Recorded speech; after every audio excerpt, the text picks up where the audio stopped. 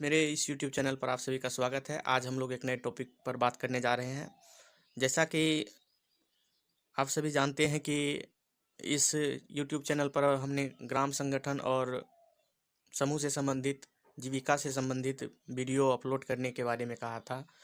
तो पिछले वीडियो में हमने लाइवलीहुड सर्वे के बारे में वीडियो डाला था और उसमें काफ़ी सीएम और बुक कीपर भाई लोगों को मदद मिला था सर्वे करने में।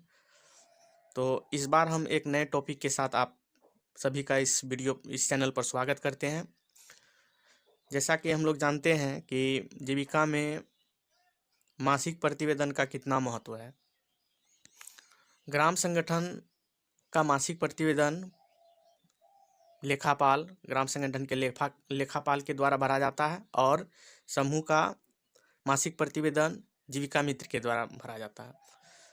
तो किसी भी डिपार्टमेंट का हो, किसी भी विभाग का हो, उसमें महीने के अंत में उस व्यक्ति द्वारा कितना काम किया गया, इसका एक मुख्य पैमाना है ये मासिक प्रतिवेदन। तो हर डिपार्टमेंट में भरा जाता है किसी न किसी रूप में, भले ही उसका नाम अलग हो या उसको अलग बोला जाता हो, लेकिन प्रतिवेदन ही होता है। तो आज हम लोग ग्राम संगठन का मासिक प्रतिवेदन प्रत्येक माह भरकर कैसे देंगे उसके बारे में जानेंगे। तो ये काफ़ी हेल्पफुल वीडियो होने वाला है। तो मेरे चैनल पर यदि पहली बार आए हैं तो प्लीज़ सब्सक्राइब कर लीजिए, क्योंकि इस चैनल पर हम काफ़ी ज्ञान से संबंधित बातें आप लोगों को शेयर करते हैं। तो इससे आपका काफ़ी हेल्प होने वाला है यदि आप जीविका में काम करते हैं तो, चाहे आप किसी भी पद पर काम कर रहे हों। तो ये वीडियो को देखने के लिए, तो इस वीडियो से आपको काफ़ी मदद मिलेगी। आप स्टेप बाय स्टेप इस वीडियो को देखकर आप ग्राम संगठन का मासिक प्रतिवेदन प्रत्येक माह भरकर बीपीआई ऑफिस या सीएलएफ ऑफिस में जमा कर सकते हैं और आपको मानदेय भी समय पर मिल सकता है। कभी कभी देखते होंगे कि सीएलएफ और वीओज के द्वारा बताया जाता है कि मासिक प्रतिवेदन जब तक नहीं भरा जाएगा तब तक मानदेय का भुगतान नहीं होगा। तो जानकारी के अभाव में सीएम और बुक कीपर क्या करते हैं कि वह समय पर नहीं भर पाते हैं, क्योंकि उनको जानकारी ही नहीं रहता है। तो आज इस वीडियो में हम लोग इसी को कवर करने वाले हैं कि ग्राम संगठन का मासिक प्रतिवेदन कैसे भरना है। तो अभी तो हम ग्राम संगठन का मासिक प्रतिवेदन भरने के लिए समझ रहे हैं, और इसके बाद हम फिर आप लोगों के लिए एक नया टॉपिक समूह का मासिक प्रतिवेदन भी सिखाएंगे। तो चैनल को सब्सक्राइब ज़रूर कर लीजिए। इससे क्या होगा कि आप आसानी से समझ पाएंगे और जो भी मैं वीडियो अपलोड करूंगा उसको नोटिफिकेशन, उसकी सूचना आपको सबसे पहले प्राप्त होगी। तो चलते हैं हम अपने टॉपिक की ओर। तो ये फॉर्मेट जो आप देख रहे हैं, ये फॉर्मेट है ग्राम संगठन का मासिक प्रतिवेदन। जैसा कि सबसे ऊपर में आप देख सकते हैं कि यहाँ लिखा हुआ है। तो यहाँ पे क्या लिखा हुआ है कि माह, आप जिस महीने का भरिएगा वो महीना यहाँ पर लिखना है। यहाँ वर्ष लिखना है, किस वर्ष का आप भर रहे हैं। और सबसे इधर यहाँ पर देख सकते हैं कि ग्राम संगठन का नाम दिया हुआ है। ग्राम संगठन का नाम लिखना है। संबंधित संकुल स्त्री संघ, यदि सीएलएफ बना है तो सीएलएफ का नाम लिखना है, यदि नहीं बना है तो यहाँ पर छोड़ देना है। उसके बाद यहाँ पर देखिए ग्राम संगठन के अंदर समूहों की संख्या, आप जिस ग्राम संगठन में काम करते हैं उसमें कितने समूह हैं। तो समूह की संख्या हो गया। बीमित सदस्यों की संख्या, उस ग्राम संगठन में मान लिया जाए कि 10 समूह है, 10 समूह में 126 दीदी है या 130 दीदी है। 130 दीदी में कितने सदस्यों का बीमा किया गया है, बीमा हो चुका है, तो वो संख्या यहाँ पे आपको लिखना है। कुल सदस्यों की संख्या आपको बता दिए कि जितना संख्या रहेगा कुल समूह से जोड़ के उतना लिखना है। अब बैंक एवं शाखा का नाम, जो बैंक है, जिस बैंक से समूह का अकाउंट खुला, ग्राम संगठन का अकाउंट खुला है, उसका लिखना है। शाखा और बैंक का भी नाम लिखना है। अकाउंट नंबर यहाँ नहीं मांग रहा है। मॉडलर प्रशिक्षण M1 M2 M3 और M4 प्राप्त समूहों की संख्या। देखिए समूह जब भी बनता है उसका क्या होता है, सबसे पहले मॉडलर ट्रेनिंग होता है। मतलब सबसे पहले होता है गरीबी के बारे में बताया जाता है कि गरीब गरीबी क्यों, गरीबी कैसे, गरीब कौन, ये सब मॉडलर ट्रेनिंग होता है कि गरीबी का कारण क्या है, उसका निवारण कैसे होना चाहिए, ये सब मॉडलर ट्रेनिंग समूह को बताया जाता है फ्लिप चार्ट के माध्यम से। तो उसमें ग्राम संगठन का मॉडलर ट्रेनिंग होता है, समूह का होता है, समूह में भी 4 मॉडलर ट्रेनिंग होता है, ग्राम संगठन में भी 4 मॉडलर ट्रेनिंग होता है। ये मॉडलर ट्रेनिंग को हम आगे कवर करेंगे, फिलहाल हमको ग्राम संगठन का मासिक प्रतिवेदन पर फोकस करना है। तो हम लोग यहाँ पे देखते हैं प्रतिनिधि निकाय की संख्या कुल कितनी है, आरजीबी की संख्या कितनी होगी, यदि 10 समूह है तो कितनी होगी, तीन दीदी रहती है आरजीबी। तो यहाँ पर आप आरजीबी की संख्या लिख सकते हैं। तो यदि 10 समूह है तो कितने आरजीबी हो जाएगी, हर समूह से 3 दीदी जो बैंक जाती है पैसा उसा निकासी करती है, वो हो गया। तो अगले पॉइंट पे देखते हैं, 2 बार से अधिक समान ऋण लेने वाले समूह की संख्या, कितने ऐसे समूह हैं जो 2 या 2 से अधिक बार ऋण ले चुकी है, तो यहाँ पे वो लिखना है आपको। अब देखिए इसमें ये जो हम लोग विवरणी भरेंगे तो ऊपर वाला है, इसको पढ़ के आप भर लीजिए। ये नीचे वाला जो है इसको आपको कवर करने के लिए क्या रहना जरूरी है, बैठक का रजिस्टर होना चाहिए, उसके बाद आपको लोन रजिस्टर अपडेट होना चाहिए, और उसके बाद आपको कैश बुक अपडेट होना चाहिए। तो लोन रजिस्टर हो गया, बैठक पंजी हो गया, एलडीपी बैठक पंजी हो गया, बैठक जो कार्यवाही रजिस्टर हो गया, और लोन रजिस्टर हो गया, और आपको क्या चाहिए, कैश बुक। ये तीनों पर हम अलग से वीडियो बनाएंगे, और इसमें हम कुछ कुछ बातें कवर कर रहे हैं, तो इससे डिटेल से वीडियो हम फिर से लाएंगे आपके लिए। तो हम लोग इसको देखते हैं, क्रम संख्या 1A में देखिए जो यहाँ पर है, क्या लिखा हुआ है, ग्राम संगठन के प्रतिनिधि निकाय के बैठक में समूहों की उपस्थिति का प्रतिशत। अब उपस्थिति का प्रतिशत कैसे निकालिएगा, तो मान के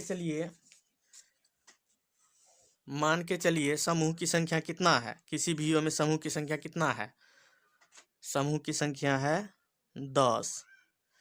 तो 10 में आरजीबी कितना हो गया, 10 गुना 3 बराबर कितना, 30 दीदी को बैठक में आना चाहिए, क्योंकि हम लोग जानते हैं ग्राम संगठन की बैठक में कौन आती है, आरजीबी की दीदी आती है।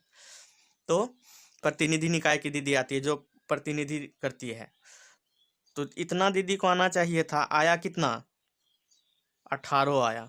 तो इसका प्रतिशत हम लोग कैसे निकालेंगे, इसका निकालेंगे 18 गुना 100 बट्टे कितना आना था, 30 आना था। इसको काट दीजिए, बराबर कितना हो जाएगा, चौथिया 18 बराबर कितना प्रतिशत हुआ, 60%। इस तरह से प्रतिशत निकालेंगे, जितना दीदी है और जितना दीदी आई गुना उतना बट्टे जितना दीदी को आना चाहिए, प्रतिशत निकल जाएगा। तो आप यहाँ पर उपस्थिति प्रतिशत भर सकते हैं, पिछले माह का इस कॉलम में है, कॉलम दिया हुआ भरना है, वर्तमान माह का इस कॉलम में भरना है। यहाँ NA जितना भी दिया हुआ है इसको आपको कुछ नहीं करना है, इसको अप्लाई नहीं होगा, ये इसको यूज नहीं करना है, बस हो गया। ये कॉलम में आप समझ गए कि इसको हम प्रतिशत किस तरह से निकाल सकते हैं। अब नेक्स्ट कॉलम में देखिए 1B में, ग्राम संगठन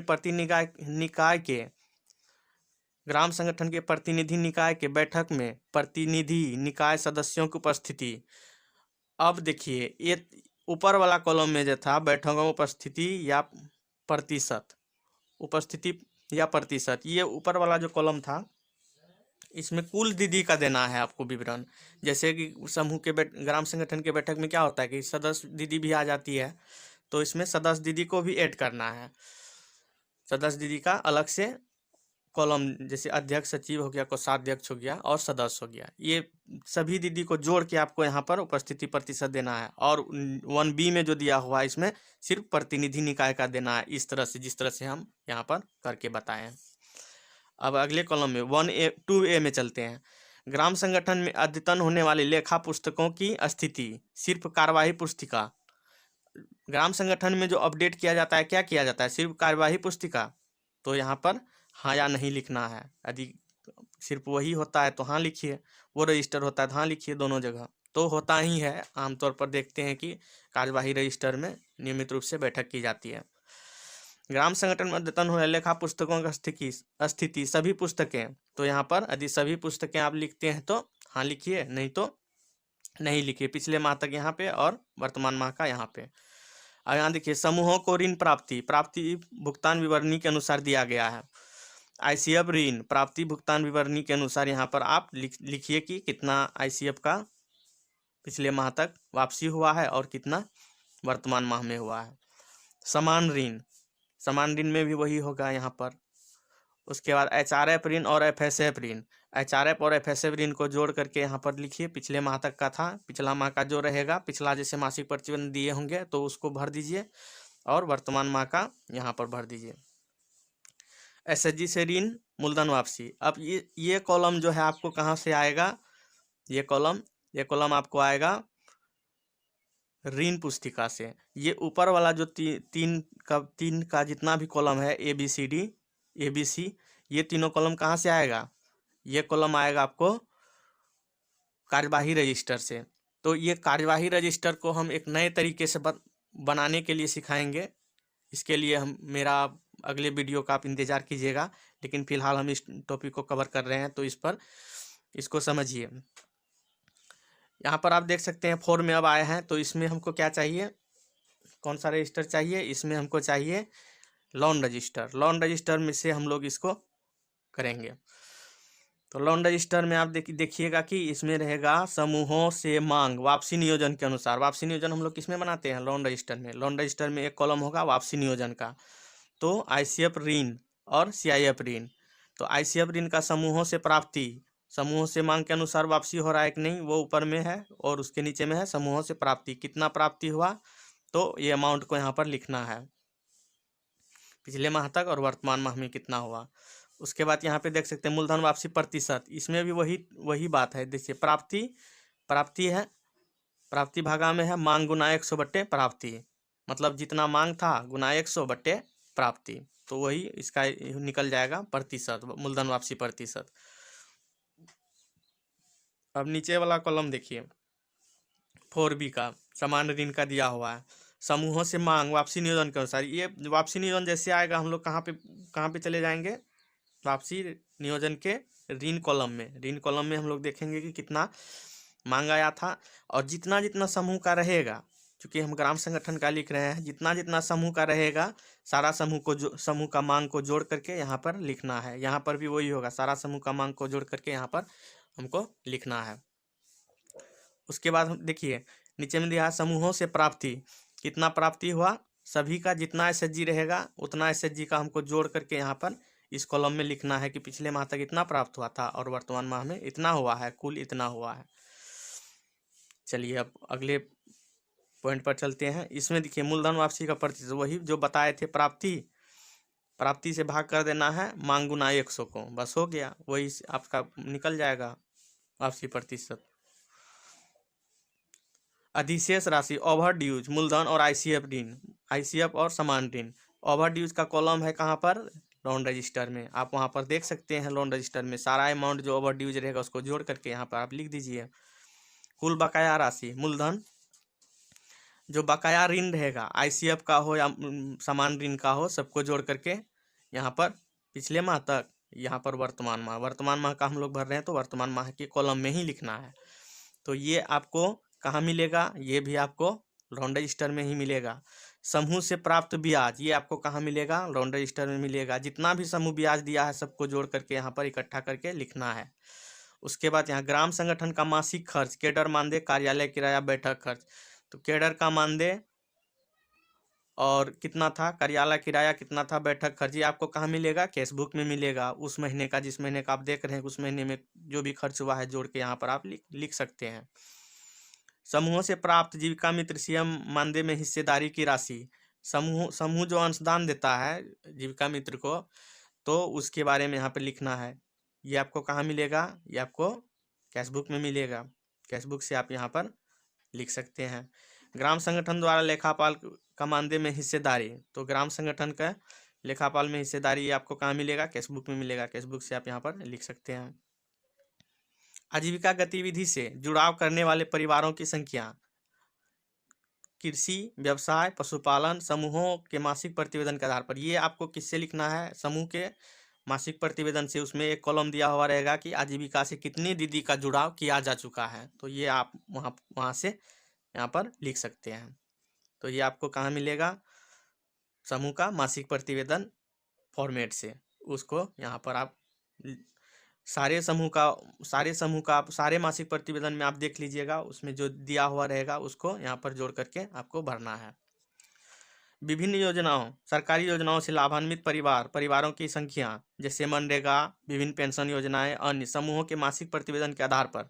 अब समूह का जो मासिक प्रतिवेदन रहेगा दी होगी सीएम, उसमें आपको देख सकते हैं, देखे होंगे ये कॉलम में 12 कॉलम नंबर कॉलम दिया हुआ रहेगा। उसमें आप देखे होंगे कि उसमें दिया हुआ है ये ऑप्शन कि कौन से परिवार को कि कितने सदस्यों को इन सरकारी योजनाओं का लाभ मिला है। तो आप उस सारे फॉर्मेट में देख करके यहाँ पर आप भर दीजिएगा। अब 13 नंबर कॉलम है नगद शेष, बैंक बही, रोकड़ बही से तिथि। अब जो जिस तिथि तक का आप कैशबुक लिखे हैं वो डेट लिखना है, और यहाँ पर जो अमाउंट रहेगा कैशबुक में यहाँ पर आपको लिखना है। वर्तमान माह में पिछले माह का जो रहेगा वहाँ लिखिएगा, वर्तमान माह का जो रहेगा वहाँ लिखिएगा। बैंक शेष रोकड़ बही से, पासबुक से नहीं लिखना है, रोकड़ बही से जो आप कैशबुक अपडेट किए हैं उससे आपको यहाँ पर डेट देना है कि इतना तारीख तक में कैशबुक में मेरा इतना अमाउंट है, बस यहाँ पे उसको लिखना है। पिछला मासिक श्रेणी क्रम के आधार पर समूह की श्रेणी।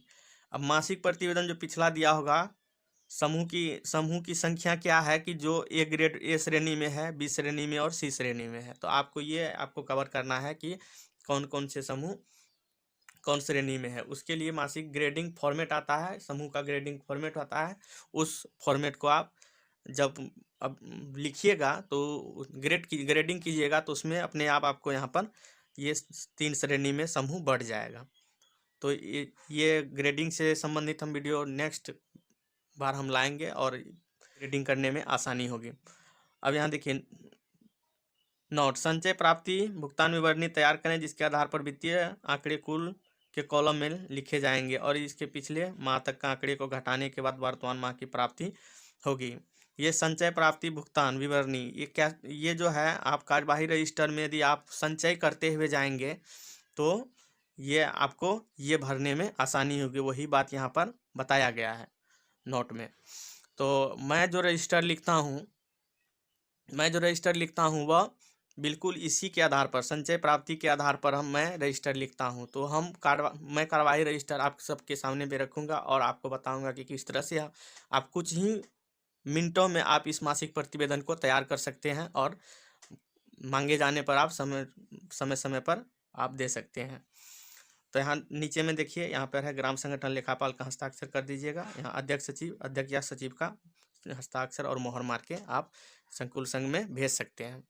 तो आई होप कि आज की वीडियो में आपको काफ़ी अच्छी जानकारी मिली है। तो नेक्स्ट टाइम में हम क्या करेंगे कि कैशबुक, लोन रजिस्टर, मतलब ग्राम संगठन और समूह स्तर पर जितने भी रजिस्टर हैं सारे रजिस्टर के बारे में मैं आप सबके सामने में जानकारी लाऊंगा।